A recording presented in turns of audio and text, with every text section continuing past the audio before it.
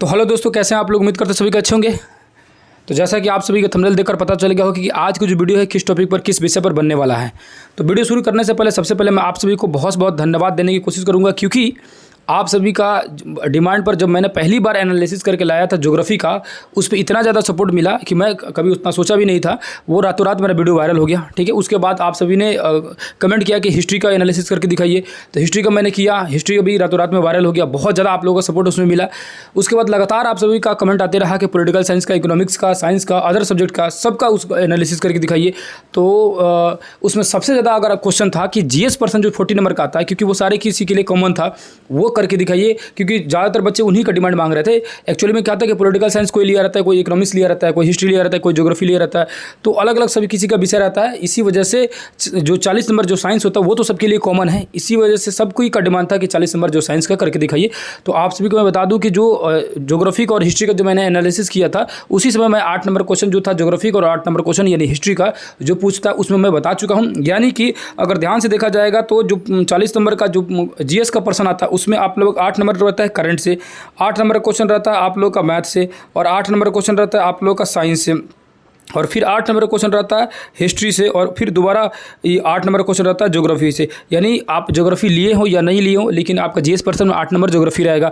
आप हिस्ट्री लिए हो या नहीं लिए हो, 8 नंबर आपका हिस्ट्री रहेगा। बाकी साइंस, मैथ और करंट अफेयर तो ये कॉमन सबके लिए सेम रहता है। ये भी सबके लिए सेम टू सेम रहता है, चाहे आप अगला सब्जेक्ट में यानी पेपर 1 पेपर 2 में आप ये ज्योग्राफी या हिस्ट्री लिए हो या नहीं लिए हो, वो आपकी मर्जी है कि नहीं। ये कोई भी सब्जेक्ट लिए, लेकिन ये जो है पाँचों सब्जेक्ट मिल के 8-8 नंबर का होकर 40 नंबर रहता है। तो इसमें जो है हम आप लोगों का ज्योग्राफी और हिस्ट्री बता चुका हूं। आप सभी अगर वीडियो नहीं देखे होंगे तो जाइएगा फिर से दोबारा उसमें देखने की कोशिश कीजिए, जिसमें सारी चीज़ों को डिटेल से बताया हूं। और जो नए बच्चे होंगे आप ज्योग्राफी का एनालिसिस देख लीजिएगा, हिस्ट्री का एनालिसिस देख लीजिएगा, उसमें बहुत ज़्यादा डिटेल में बताया हूँ।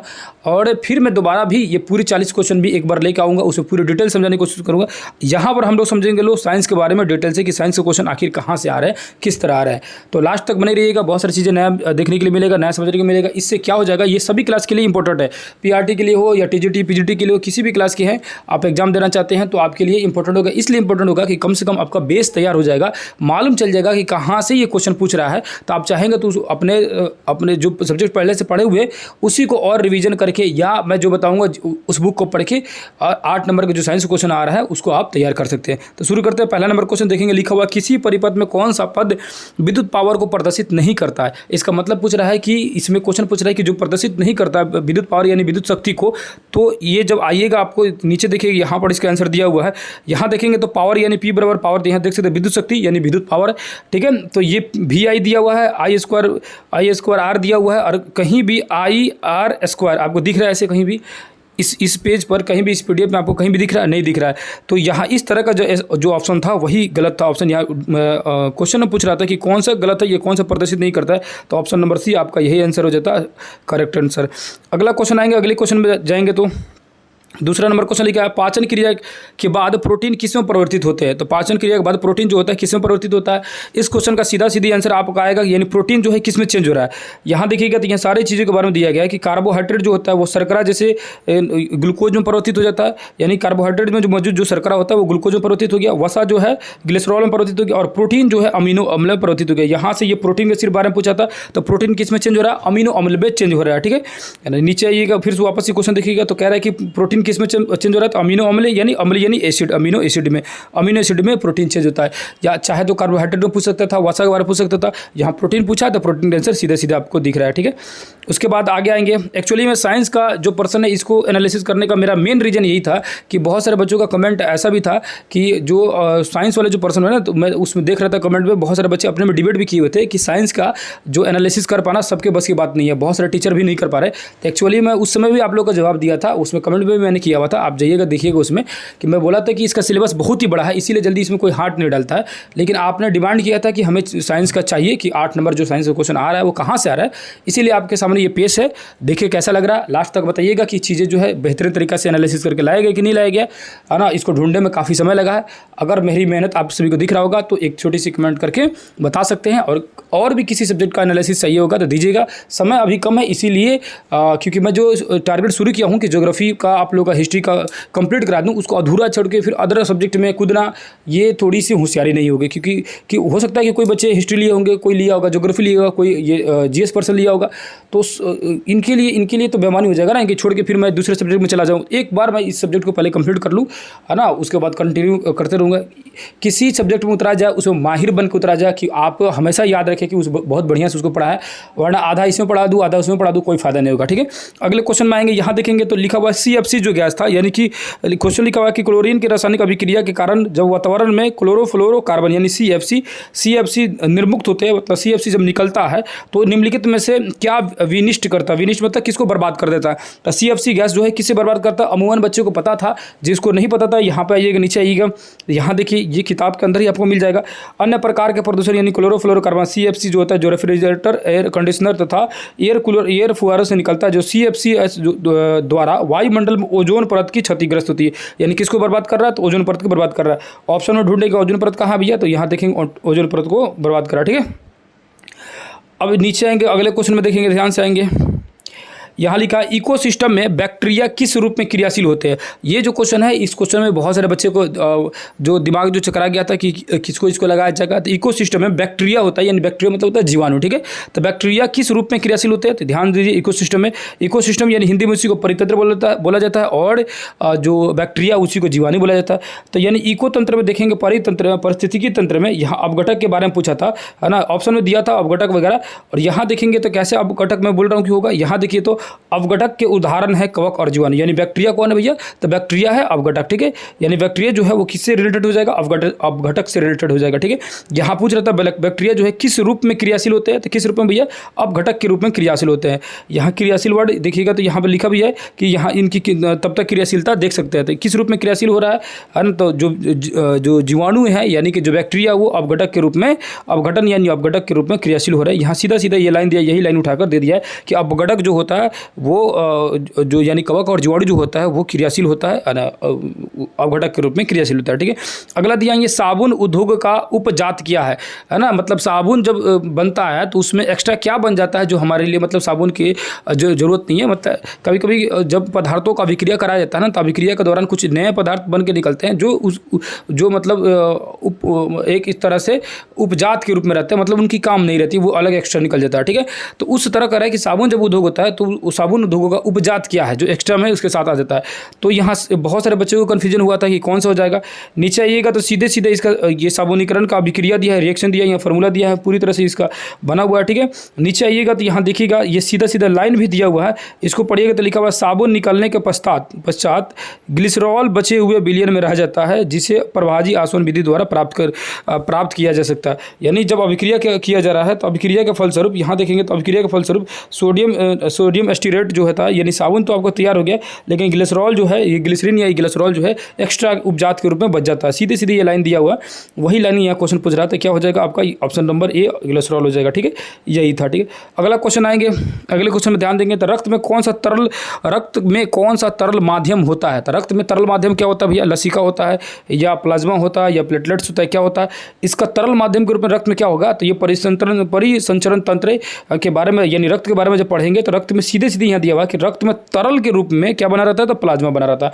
वह क्वेश्चन पूछा था कि तरल के रूप में क्या होता है, तो तरल के रूप में देखेंगे तो क्या होता है भैया? तो प्लाज्मा होता है। ऑप्शन नंबर बी आपका सीधा सीधा सही हो जाएगा। ठीक है, अगले क्वेश्चन आएंगे, अगले क्वेश्चन में ध्यान देंगे तो लिखा हुआ जियो स्टेशनरी उपग्रह अनुमानतः किस ऊंचाई पर होते हैं। और इस क्वेश्चन में बहुत सारे लोगों को कन्फ्यूजन हुआ था, क्योंकि किसी को मोस्टली लोगों को नहीं पता था कि कितने ऊंचाई होते हैं, है ना। अमूमन लोग जो थे वो वायुमंडल की ही ऊंचाई समझ रहे थे कि जो वायुमंडल का जो आखिरी परत है वो लगभग 1000 किलोमीटर तक है, तो उसी का अंदाजा लगा रहे थे कि 981 के आसपास में होगा। ठीक है, तो देखेंगे सीधे सीधे जियो स्टेशनरी उपग्रह जो लिखा हुआ है ना, तो इसको सीधे सीधे देखेंगे, यहाँ पर आएंगे, इसको हिंदी में बोला जाता है भूस्थैतिक ग्रह बोला जाता है।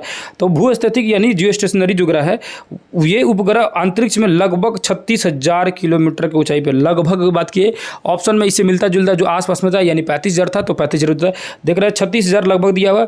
नीचे देखेंगे तो यहाँ भी दिया हुआ है कि भूस्थैतिक यानी कि जियो स्टेशनरी की इसकी ऊंचाई जो है सूर्य से तुल्यकालिक करेंगे तो 700 से 900 किलोमीटर, और भूस्थैतिक करेंगे तो भूस्थैतिक से 36,000 किलोमीटर के हिसाब से हो जाएगा।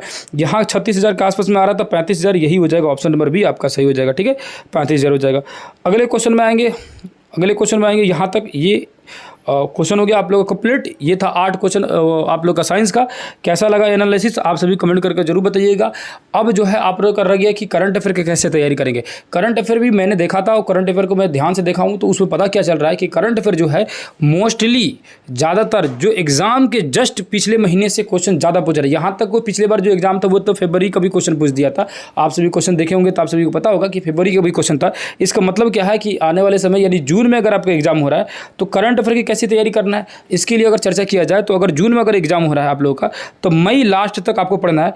तो मैं जो है कि मैं भी यहाँ पर आप लोगों को करंट अफेयर तैयारी कराने वाला हूँ। कैसे कराऊंगा उसके बारे में बात किया जाए। आप सभी को मई तक का करंट अफेयर को कंप्लीट कर लेना। अब रह गया मैथ का।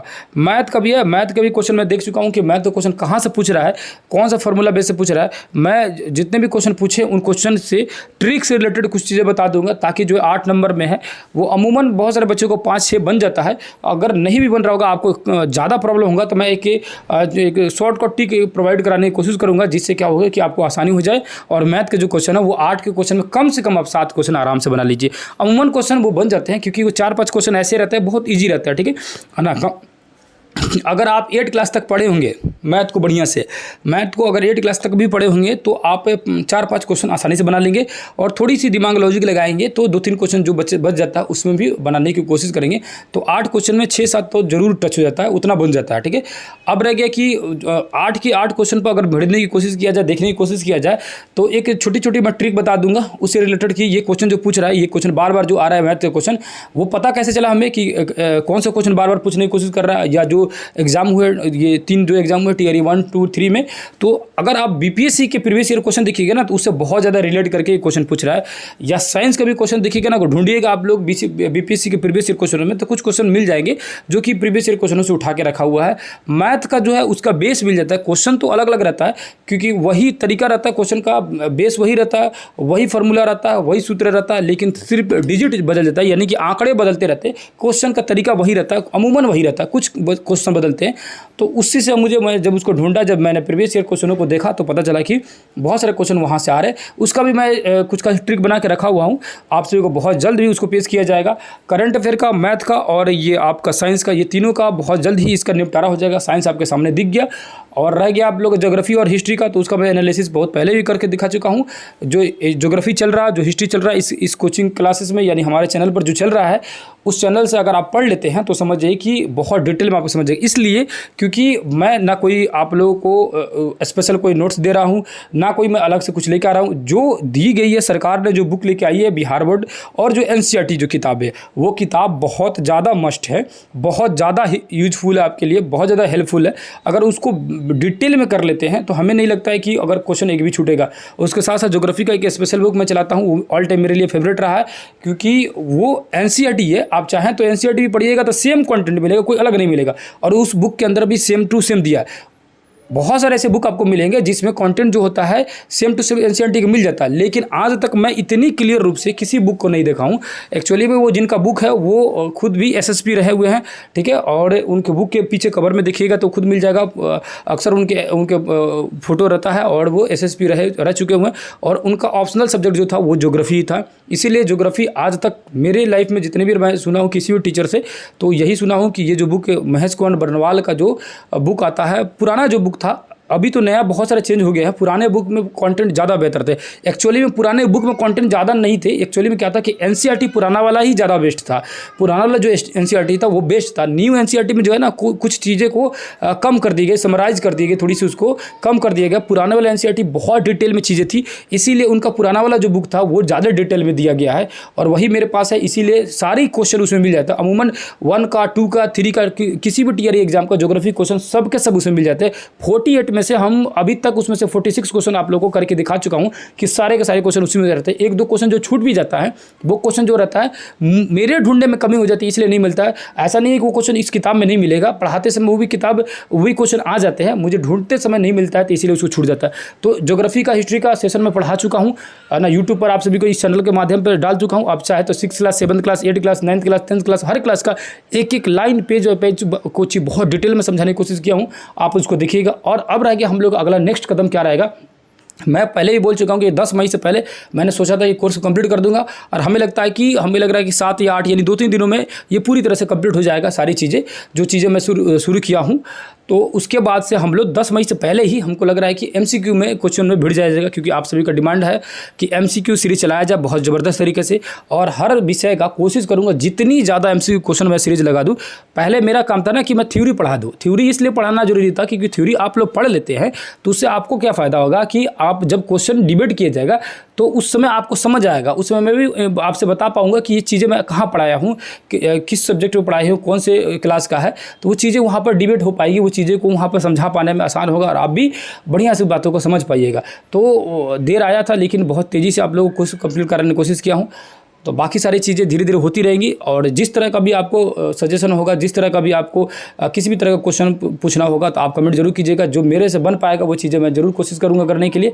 और इतनी जल्दी मैं इतने सारी चीज़ों को मैं कर पा रहा हूँ सिर्फ और सिर्फ आप सभी के सपोर्ट की वजह से, आप सभी के प्यार की वजह से। इसके लिए बहुत बहुत धन्यवाद आप सभी को, है ना, क्योंकि यहाँ तक मैं आ पाया सिर्फ आप ही लोग के सपोर्ट की वजह से। तो आगे भी जो चीज़ें करना होगा वो कंटिन्यू करते रहूँगा। और ख़ासकर और ना मेरे भाई बहन जो भी हैं TRE 4 के लिए, उनका भी कमेंट आता रहता है कि TRE 4 के लिए आप पढ़ाइए। तो आप लोग TRE 4 वाले लोग तो थोड़ी भी चिंता करने की जरूरत नहीं है, क्योंकि जैसे ही TRE 3 खत्म होगा उसके बाद नए सिरे से मैं शुरू करूंगा। क्योंकि यहाँ मेन ध्यान था मुझे TRE 3 पर, क्योंकि TRE 3 वाले में मैं आया था टारगेट लेके उसी के लिए, कि उन्हीं के लिए लेके आया था। क्योंकि हालांकि उनकी एग्ज़ाम बहुत सामने है, इसीलिए उन पर थोड़ा सा फोकस कर लेने दीजिए। उसके बाद नेक्स्ट टाइम में आप लोगों का जैसे ही एग्ज़ाम कंप्लीट होगा TRE 4 में लगूंगा। और चीज़ें तब तक आप यही चीज़ें हैं, अलग तो है नहीं। और मैं एक नोट्स तैयार कर रहा हूँ, ज्योग्राफी का भी, हिस्ट्री का भी, वन लाइनर करके नोट्स है। और वो नोट्स बहुत ही बेहतरीन में बनाने वाला हूँ, क्योंकि जो चीज़ें मैं पढ़ा रहा हूँ उसको इतनी मेहनत से मैं तैयार कर रहा हूँ कि समय लगेगा। हो सकता है कि TRE 3 के पहले तक अगर मैं तैयार कर लेता हूँ, और कोशिश करूँगा तैयार कर लेने के लिए, एग्जाम से पहले तक तो हो ही जाएगा। तो एक ज़बरदस्त मैराथन क्लास लेकर आया जाएगा, जिसमें सारी चीज़ों को मैं क्या करूँगा, डिटेल से आपको समझा दूंगा। बहुत बेहतर तरीके से समझाने की कोशिश करूँगा, बहुत अच्छे तरीके से समझाऊंगा, है ना। उसके बाद MCQ सीरीज तो कंटिन्यू चलते रहेगा। लास्ट में आते समय मैं उसमें जो वन लाइनर जो मैं बना रहा हूँ उस नोट्स को मैं पढ़ाऊँगा, और उस नोट्स को मैराथन क्लास में 2 घंटे का होगा, 3 घंटे का हो, 4 घंटे का हो, उसको अगर पढ़ लीजिएगा तो जो भी चीज़ें यहाँ पढ़ रहे हैं ना वो सब चीज़ का एकदम निचोड़ लेके आऊँगा। मेहनत लग रहा है उसको बनाने में, लेकिन उसको कोशिश करूँगा कि आप सभी के लिए भी लेके आऊँ, है ना। TRE 3 वाले के लिए लेके आऊँ। TRE 4 के लिए तो टेंशन नहीं है, TRE 4 तक तो बहुत सारी चीज़ें तैयार कर दूँगा। हो सकता है उस समय तक अदर सब्जेक्ट के लिए भी बहुत सारे लोगों को मैं जोड़ दूँ, ठीक है। तो अभी क्या करना आगे आप अपने सजेशन दे सकते हैं। मेरे हिसाब से तो मैं अभी जो है MCQ क्वेश्चन सीरीज चलाने वाला हूं, और उसके बाद से बिहार का जो है, क्योंकि बिहार का किसी सिस्टर का मैसेज था कि वो बोल रही थी बार बार कि बिहार का 7 से 8 क्वेश्चन आ रहे हैं। तो मैं उस पर थोड़ी सी कोशिश कर रहा हूँ मेहनत करने के लिए, क्योंकि बिहार के जो क्वेश्चन आ रहे हैं, यानी कि बिहार के आधुनिक बिहार या बिहार की भूगोल, है ना, बिहार की ज्योग्राफी, इन चीज़ों पर ध्यान देने की कोशिश करना चाहता हूँ। और उसका MCQ सीरीज और साथ ही साथ में थ्योरी क्लास दोनों। और वो थ्योरी क्लास उसका कोई बड़ा होगा नहीं, 2-3 घंटे का एक वीडियो आएगा जिसमें पूरी थ्योरी क्लास में कंप्लीट कर दूंगा बिहार का स्पेशल, ठीक है, बिहार स्पेशल का। तो बिहार का मैं उसमें इतिहास बता दूंगा, बिहार का ज्योग्राफी बता दूंगा, और बिहार से रिलेटेड MCQ क्वेश्चन कम से कम 1000 तक टच किया जाएगा क्वेश्चन को, ताकि जो 8 क्वेश्चन अगर आपको लग रहा है कि 7 से 8 क्वेश्चन अगर आ भी रहे हैं तो वो नहीं छूटेगा। खासकर PRT में बिहार के क्वेश्चन भर के आते हैं, बहुत ज़्यादा आते हैं, ठीक है। तो उनके लिए बहुत ज़्यादा फायदेमंद होगा। बहुत तेज़ी शुरू करने वाला हूँ। कुछ वीडियो में बनाया था MCQ क्वेश्चन का, बीच में छोड़ दिया, कि इसलिए क्योंकि मैं चाहता हूँ कि एक बार थ्योरी क्लास कंप्लीट हो जाए, क्योंकि इधर उधर सारी चीज़ें करने में थोड़ा सा प्रॉब्लम होता है, ठीक है। तो यहीं पे वीडियो को एंड किया जाए, क्योंकि बहुत सारी चीज़ें आप सभी को बता दिया। अगर यहाँ तक आ चुके हैं मेरी बातों को, अगर इतनी ध्यान से सुन रहे हैं, तो इसके लिए बहुत बहुत थैंक यू। और एक बार आप ज़रूर मैसेज करके बताइए कि लास्ट तक मैंने आप लोग बातों को सुना। इससे पता चलेगा कि लास्ट तक मुझसे कनेक्टेड आप लोग रहे और मेरी बातों आप सभी को अच्छी लग रही है। तो अगर आप यहाँ तक पहुँच गए हैं तो एक बार ज़रूर कमेंट करके बता दीजिएगा, ताकि पता चल जाए कि आपने मेरी बातें सुना या नहीं सुना, ठीक है। जिस तरह का भी आपको सजेशन चाहिए होगा, जिस तरह का भी राय चाहिए होगा, आप ज़रूर मैसेज कीजिएगा। जितना भी मुझसे बन पाएगा मैं कोशिश करूँगा उसको कंप्लीट करने के लिए। तो फिर किसी दूसरे क्लास में मिले, तब तक के लिए धन्यवाद, नमस्कार, अस्सलाम वालेकुम, जय हिंद, जय भारत।